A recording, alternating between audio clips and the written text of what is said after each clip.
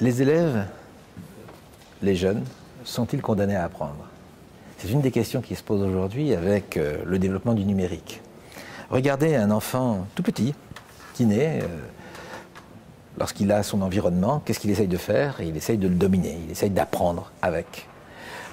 Dans ma présentation que j'ai faite des lieux et des temps de savoir, j'ai mis une photo où on voyait un enfant d'1 an avec un téléphone portable, en train de simuler, en train d'imiter sa grand-mère qui elle-même répondait au téléphone portable. Ça veut dire quoi? Ça veut dire que très tôt, l'enfant se trouve dans un univers, dans un milieu dans lequel il apprend. Et puis, petit à petit, il va rentrer dans le système scolaire, et dans ce système scolaire, on va lui dire, attention, apprendre, ce n'est pas ce que tu as fait jusqu'à présent. Apprendre, c'est nous, ce qu'on va te dire qu'il faut faire.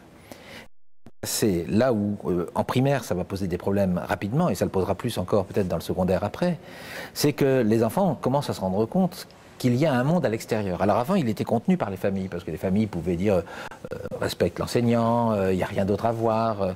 Alors, sauf certaines familles qui étaient... D'ailleurs, c'est marrant parce que c'est les familles qui permettaient à leurs enfants la meilleure réussite scolaire. Ils leur offraient souvent une sorte de confort, de support à la maison.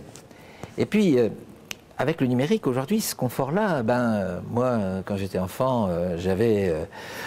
tout l'univers auquel j'étais abonné, je recevais ça toutes les semaines. Aujourd'hui, tout l'univers, il est tous les matins sur mon écran si je le veux. Donc à partir de là, être élève, être jeune, devenir adulte, ce n'est plus se limiter à cet espace réduit. Sauf que ça a un problème, c'est que finalement, on se demande si la société en même temps n'a pas évolué dans un sens qui essaye de mettre à profit cette évolution, c'est-à-dire d'exiger qu'on apprenne tout au long de la vie. Et finalement, est-ce que nos élèves ne sont pas condamnés à apprendre? Alors on va prendre un exemple, les classes inversées, les MOOC par exemple. Finalement, l'enseignant dit, déjà, vous devez faire le travail à la maison. Je croyais qu'à l'école primaire, les devoirs à la maison, c'était interdit. Les devoirs, oui, mais pas les leçons. Et du coup, l'enseignant s'est dit, du coup, il peut aller voir les films que j'ai faits pour apprendre. C'est peut-être pas mal comme idée. Sauf que là, à nouveau, l'enfant, bon, il va regarder 2 minutes, si c'est pas très bien fait en plus, puis certaines ne sont pas très bien faites, il faut le dire, il va peut-être s'ennuyer un peu. Alors l'enseignant va lui dire, oui mais attends, tu aurais dû regarder ça, tu aurais dû travailler à la maison. Alors c'est pas nouveau, mais avec le numérique ça s'amplifie. Avec les MOOC c'est encore pire, avec la classe inversée c'est obligatoire. Au moins avant je pouvais me planquer, je pouvais copier dans le bus les trucs à faire pour le prof, mais là c'est fini. Parce qu'en plus ils vont me suivre sur internet, parce qu'avec le NT, on va me suivre, on va me tracer, on va dire à quelle heure tu as fait ça, à quel moment tu as fait ça. Autrement dit, on va être condamné à apprendre sous surveillance.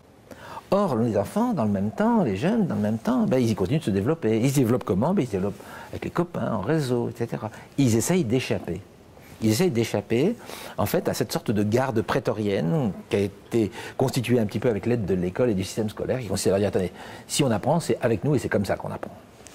Alors, c'est amusant, c'est à l'université qu'on les voit arriver, les jeunes. Qu'on les voit arriver en disant, attendez, c'est peut-être plus tout à fait ça. Puis alors, ou alors, c'est quand ils font du stage en entreprise aussi. J'ai des souvenirs assez intéressants de jeunes qui revenaient de l'entreprise et qui disaient « Ouais, mais tu comprends, moi, dans l'entreprise, c'était autre chose. Ce qu'on apprend à l'école, c'est ringard. » Ou alors, au contraire, tiens, c'est étonnant, à l'école... Donc, ils ont compris qu'il y avait un écart. Sauf que, où est-ce qu'on va leur apprendre à apprendre tout au long de la vie?